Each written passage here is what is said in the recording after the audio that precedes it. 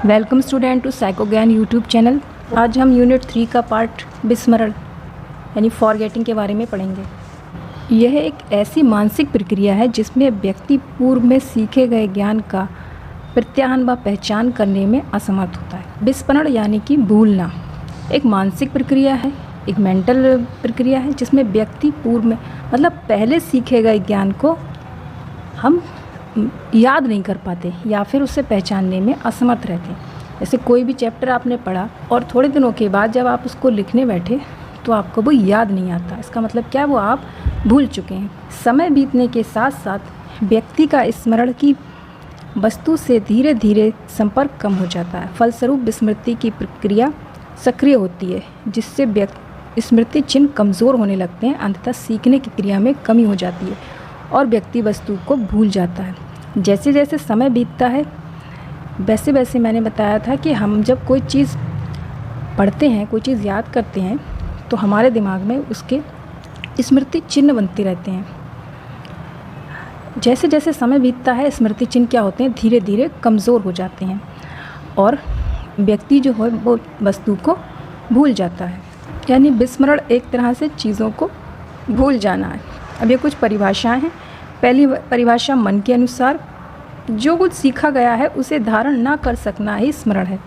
मन कहते हैं कि हमने जो भी कुछ सीखा है उसे धारण का मतलब होता है अपने पास ना रखना। उस चीज़ को हम अपने पास सेव नहीं रख पाते हैं। यही क्या है, सॉरी यहाँ स्मरण नहीं, यहाँ विस्मरण होगा, यहाँ विस्मरण होगा, विस्मरण है। दूसरी डेफिनेशन फ्राइड की है। फ्राइड क्या कहना है, जो कुछ अप्रिय है उसे स्मृति से दूर करने की प्रवृत्ति ही विस्मरण है। अप्रिय मतलब जो हमें पसंद नहीं है उसे हम अपनी स्मृति से क्या करते हैं, दूर करते हैं, उसे हम अपनी मेमोरी से दूर कर देते हैं। और यही प्रवृत्ति, यही हमारी जो आदत है वो क्या कहलाती है, वो विस्मरण कहलाती है। विस्मरण के दो प्रकार होते हैं। पहला है सक्रिय विस्मरण और दूसरा है निष्क्रिय विस्मरण। मेन बात यह है कि विस्मरण का मतलब है भूल जाना, शॉर्ट में भूल जाना। सक्रिय विस्मरण में क्या होता है, व्यक्ति स्मरण की गई सामग्री को भूलने के लिए प्रयास करता है। और निष्क्रिय में क्या होता है, व्यक्ति स्मरण की गई सामग्री को बिना प्रयास के ही भूल जाता है। कुछ चीज़ें ऐसी होती हैं जो हम जैसे भूलने की कोशिश करते हैं और कुछ हम बिना कोशिश किए ही भूल जाते हैं। जैसे कोई इंसिडेंट ऐसा होता है जो हमें पसंद नहीं तो हम उसे क्या करते हैं, उसे भुलाने की कोशिश करते हैं। कोई भी घटना ऐसी घट जाती है जो इससे हमें बहुत दुख होता है तो हम उसे क्या करते हैं, भुलाने की कोशिश करते हैं उसको भुलाने की, फिर हम भूलते हैं। निष्क्रिय में क्या होता है, निष्क्रिय में हम उसको भुलाने की कोशिश नहीं करते हैं, हम वो चीज़ अपने आप भूल जाते हैं। जैसे कि अक्सर पढ़ाई में होता है, हम चीज़ों को पढ़ते हैं हम नहीं, और वो हम बिना प्रयास के ही अपने आप उससे भूल जाते हैं। सक्रिय विस्मरण में हमें भूलने के लिए कोशिश करनी पड़ती है और निष्क्रिय है हमें अपने आप भूल जाते हैं। अब विस्मरण के निर्धारक, हम चीज़ों को क्यों भूल जाते हैं, क्या वजह है। वैसे भूलना भी एक अच्छी बात है, हर चीज़ हम नहीं याद रख सकते और कुछ चीज़ों को भूलना ही हमारे लिए अच्छा है, क्योंकि कुछ ऐसी घटनाएं हमारे जीवन में होती हैं जो हमें बहुत दुख देती हैं और उन घटनाओं को हमें भूलना ही चाहिए। और ये मनुष्य का एक लक्षण भी है, मनुष्य जो भी चीज़ें उसे पसंद नहीं होती वो उसको भूल जाता है। चलिए अब देख लेते हैं इसके निर्धारक, क्या क्या कारण हैं जिसकी वजह से हम चीज़ों को भूल जाते हैं। विभिन्न मनोवैज्ञानिकों द्वारा विस्मरण के संबंध में पर्याप्त अध्ययन विस्मरण के निम्नलिखित सामान्य कारणों का पता चलता है। कौन कौन से कारण हैं। पहला कारण है अभ्यास का अभाव। आप लोगों ने सुना भी होगा, कहते हैं practice makes a man perfect. यानी जिस भी चीज़ की हम जितनी ज़्यादा प्रैक्टिस करते हैं उतनी हमें याद रहती है, और जिस चीज़ की हम प्रैक्टिस नहीं करते हैं वो हम भूल जाते हैं। अभाव का मतलब होता है कमी, यानी कि प्रैक्टिस की कमी। जैसे कि हमारी टीचर ने कुछ हमें पढ़ाया, उस टाइम हमें याद समझ में आया, याद हुआ, फिर हमने घर पे जाके एक बार उसको रिवाइज़ किया, फिर हमें याद हुआ, फिर एग्ज़ाम टाइम में हमने रिवाइज़ किया, फिर याद हुआ हमें, तो वो चीज़ क्या कई सालों तक हमें याद रहती है। और अगर जैसे हमारी टीचर ने कुछ पढ़ाया उसके बाद हमने उसको कभी पढ़ा ही नहीं, ना एग्ज़ाम में ना कभी, तो क्या होता है, हम उस चीज़ को भूल जाते हैं। जितनी हम प्रैक्टिस करेंगे, जितनी हम जिस चीज़ को बार बार करेंगे वो चीज़ हमें उतना अच्छे से आ जाएगी, और जिस चीज़ को हम बार बार नहीं करेंगे उस चीज़ को हम भूल जाएंगे। हर जगह लागू होता है, हम कोई भी काम करते हैं उसको अगर हम बार बार करेंगे तो हमें वो करना आ जाएगा, और हमें एक बार करके उसे छोड़ देंगे तो क्या होगा, हम उसको भूल जाएंगे। दूसरा पॉइंट है समय का प्रभाव। जैसे जैसे समय बीतता है हम याद की चीज़ों को भूल जाते हैं। मान लीजिए कोई चैप्टर आपने 6th क्लास में पढ़ा था, अच्छे से पढ़ा था आपने, 2-3 बार उसको रिवाइज़ भी किया था, एग्ज़ाम में अच्छे से लिखा भी था, और उसके 6th स्टैंडर्ड के बाद फिर वो आपने बिल्कुल छोड़ दिया। अब 12th में आके आप वही पढ़ोगे तो क्या होगा, आप उसे भूल चुके, आप उसको फिर से पढ़ोगे, फिर से याद करोगे तो आपको याद आएगा। क्या होता है, समय का प्रभाव। जैसे जैसे समय बीतता जाता है, जो स्मृति चिन्ह होते हैं वो हमारे कमज़ोर होते जाते हैं, जिसकी वजह से चीज़ें हम भूलते जाते हैं। थर्ड है आपका नींद का अभाव। कहते हैं ना, एक स्वस्थ तन में ही स्वस्थ मन का आवास होता है। जब तक आपकी बॉडी पूरी तरह से फिट नहीं होगी, पूरी तरह से स्वस्थ नहीं होगी, आपका मस्तिष्क भी अच्छे से काम नहीं करेगा। नींद, खाना पीना, ये सब हमारी सेहत के लिए बहुत ज़रूरी है। अगर आप पूरी नींद नहीं लेते हैं तो भी आप चीज़ों को भूल जाते हैं। अच्छे से पढ़ के फिर सो के फिर उसको रिवाइज़ करके तो वो चीज़ें हमें याद रहती हैं। अगर आप पर्याप्त नींद नहीं लेते हैं तब भी आप चीज़ों को क्या करते हैं, भूल जाते हैं। संवेग। संवेग का मतलब होता है हमारे इमोशन, हमारी फीलिंग। जैसे कि हम कोई चीज़ बहुत गुस्से में पढ़ते हैं, जब हमें गुस्सा आ रहा है, लेकिन हम सब घर पे सब लोग कह रहे हैं पढ़ाई करो पढ़ाई करो, हम गुस्से में लेके बैठ गए पढ़ाई करने के लिए, तो क्या हम कुछ चीज़ को याद कर पाएंगे? बिल्कुल नहीं याद कर पाएंगे। या फिर हम बहुत दुखी हैं और हम पढ़ रहे हैं बैठ के, तो हम याद कर पाएंगे? नहीं, हमारे इमोशंस हमें याद ही नहीं करने देंगे। तो जब हम बिल्कुल एकदम, हमारा दिमाग और दिल एकदम जब सही होता है, नॉर्मल होता है, तभी हम किसी चीज़ को याद कर पाते हैं। फिर है आपका दमन।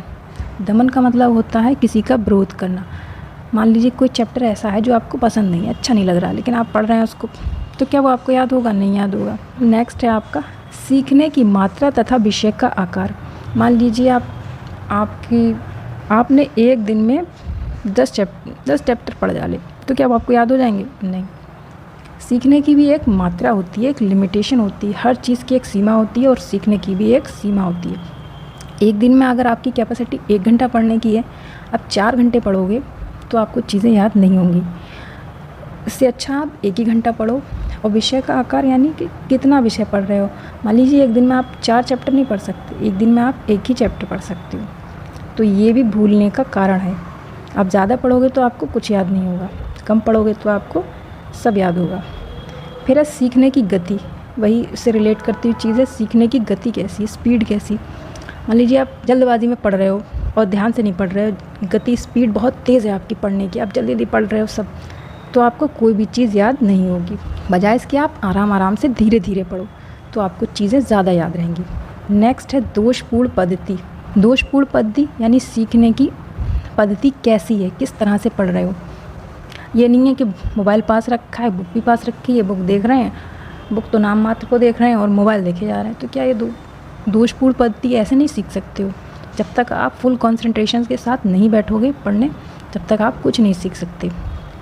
नेक्स्ट है आपका अर्थहीन विषय सामग्री। यानी विषय सामग्री है बिल्कुल बेकार, उसमें कुछ है ही नहीं, अर्थहीन है, उसका कोई आपसे कोई बिना सिलेबस की चीज़ें जो आपके सिलेबस में नहीं है वो कहेगा ये पढ़ो, तो क्या आप पढ़ोगे उसको? नहीं पढ़ोगे, कहोगे तो बेकार है, हमारे किसी काम का नहीं है। तो हमेशा अर्थहीन जो विषय सामग्री है वो अगर आप पढ़ोगे भी तो आपको याद नहीं रहेंगी, भूल जाओगे। नेक्स्ट है मानसिक तत्परता का अभाव। मतलब जब तक हम मेंटली फिट नहीं होंगे, मेंटली हम उस चीज़ के लिए तत्पर नहीं होंगे, जब तक आपके माइंड में ये नहीं होगा कि हाँ ये चीज़ मुझे सीखनी, ये चीज़ मुझे पढ़नी, तब तक आप उसको नहीं पढ़ सकते, जब तक कि आप मेंटली प्रिपेयर नहीं हो, मानसिक रूप से तैयार नहीं हो। नेक्स्ट है मस्तिष्क आघात। यानी दिमाग पर जो आघात, चोटें लग जाती हैं उनके बारे में। कई बार ऐसा होता है दिमाग पर ऐसी चोटें लग जाती हैं जिससे याददाश्त में कमी आ जाती है। जैसे मूवीज़ में दिखा भी देते हैं कि सर पे चोट लग गई किसी के, तो क्या होता है उसकी मेमोरी लॉस हो जाती है, कहते हैं ना ये इसकी याददाश्त खो गई। तो उसमें भी क्या होता है, दिमाग की ऐसी जगहों पे चोट लग जाती है जहाँ स्मृति चिन्ह जो होते हैं वो बिल्कुल ख़त्म हो जाते हैं, जिसकी वजह से स्मरण की हुई चीज़ें हम भूल जाते हैं। चिंतन एवं मनन की कमी। चिंतन यानी सोच विचार, मनन उस पर विचार करना की कमी। जैसे कोई चैप्टर हमने पढ़ा तो हमने उसके बारे में सोचा ही नहीं कि ये ऐसा क्यों हुआ। जैसे हम साइंस की कोई चीज़ पढ़ते हैं, साइंस में जैसे हार्ट के बारे में पढ़ रहे हैं, तो पढ़ लिया बस कि मैम ने पढ़ाया, पढ़ लिया। जब तक हम उसके बारे में सोचेंगे नहीं, अरे हार्ट ऐसे काम करता है, अरे हार्ट में ये होता है, अरे हार्ट नहीं होगा तो इतना सब कुछ होगा, तो उसके बारे में सोचना, अगर हम उसके बारे में सोचेंगे तो हमें वो चीज़ ज़्यादा दिनों तक याद रहेगी। नेक्स्ट है भावना ग्रंथियाँ। भावना ग्रंथियाँ, हमारी बॉडी में कुछ ऐसी ग्रंथियाँ होती हैं जो कि हमारे इमोशंस को कंट्रोल करती हैं।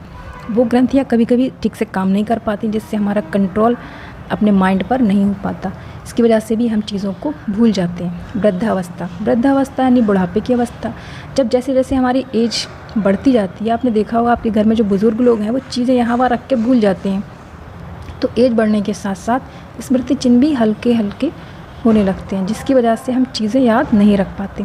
15 नंबर है मादक पदार्थ। मादक पदार्थ का मतलब होता है नशीले पदार्थ। जो लोग नशा करते हैं जैसे शराब, गांजा और भी नशीली चीज़ें जो होती हैं, वो लोग जो इनका इस्तेमाल करते हैं उनकी स्मरण शक्ति भी बहुत कम होती, वो भी चीज़ों को ज़्यादा देर तक याद नहीं कर पाते।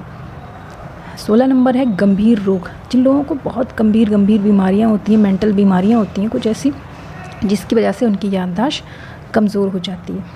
17 नंबर है पूर्व उन्मुक्त अवरोध और 18 नंबर है अग्र उन्मुक्त आरोप। ये एक दूसरे से जुड़े हुए हैं। पूर्व उन्मुख आरोप, इसमें क्या होता है, इसके अंतर्गत नया जो ज्ञान होता है वो पुराने ज्ञान को याद करने में रुकावट पैदा करता है। जैसे मान लीजिए कि पहले हमने जोड़ना सीख लिया, फिर हमने घटाना सीखा, फिर जब हम दोबारा जोड़ेंगे तो हमारा दिमाग जो है वो माइनस की तरफ जाएगा। जब छोटा बच्चा होता है उसको सिखाते हैं, पहले ऐड सिखाते हैं, ऐड के बाद फिर माइनस सिखाते हैं, फिर जब रिवाइज़ करके ऐड सिखाते हैं तो वो क्या करता है, वो माइनस कर देता है। इसका मतलब क्या है, जो हमने पहले सीखा था उसमें जो नया ज्ञान हम सीखते हैं वो क्या करता है, बाधा उत्पन्न करता है। इसकी वजह से भी हम चीज़ें भूल जाते हैं। जो हमने पहले कुछ सीखा था फिर हम नया सीखने लगते हैं, फिर हम जब नया सीख जाते हैं फिर हम पुराने को जब हम याद करने की कोशिश करते हैं तो हमें नई चीज़ें याद आती, पुरानी चीज़ याद नहीं आती। ये भी एक स्मृति की कमी का कारण है। लास्ट है आपका अग्र उन्मुख। अग्र उन्मुख में क्या होता है, इसमें पुरानी क्रियाओं के प्रत्यास्मरण के मार्ग को बाधित करता है। जैसे हमने पहले प्लस सीखा, ठीक है, प्लस सीखा, हमें अच्छे से प्लस आ गया, फिर हम माइनस जब सीखना स्टार्ट करते हैं तो हमें प्लस वाली कंडीशन याद आती है, तो हम क्या करते हैं, ये भी हमारे सीखने में बाधा उत्पन्न करता है। दोनों कंडीशन सेम है, लेकिन माइन्यूट सा फ़र्क ये है कि जो अग्र उन्मुख है, अग्र उन्मुख में हमने जो पहले सीखा था उसके बाद हम जब नई चीज़ सीखते हैं तो क्या होता है कि पुरानी सीखी चीज़ हमारी नई सीखी चीज़ में बाधा डालती है। हमने पहले प्लस सीखा था, फिर हम जब माइनस सीखते हैं तो हमें प्लस वाली कंडीशंस याद आती है। कभी कभी बच्चा ऐसा करता भी है कि प्लस करना था उसको, प्लस के हम क्वेश्चन देख के जब हम माइनस उसको सिखाते हैं तो वो प्लस ही कर देता है। पूर्वान्मुख अवरोध, उसमें क्या होता है, उसमें जब हमने एक चीज़ पहले सीख ली, फिर हमने नई चीज़ भी सीख ली, फिर उसके बाद हम पुरानी चीज़ को फिर से रिवाइज़ करते हैं तो हमने जो बाद में चीज़ सीखी थी वो उसमें अवरोध करती है। जैसे पहले हमने प्लस सीख लिया, फिर हमने माइनस सीख लिया, फिर हम जब दोबारा से प्लस को रिवाइज़ करेंगे तो हमें बाधा होगी। आज ये आपका टॉपिक विस्मरण यहीं पर ख़त्म होता है। अगर आपको हमारा वीडियो पसंद आया तो वीडियो को लाइक कीजिए, कमेंट कीजिए और चैनल को सब्सक्राइब कीजिए, अपने दोस्तों के साथ शेयर्स कीजिए। तो मिलते हैं फिर नेक्स्ट वीडियो के साथ। Take care, bye.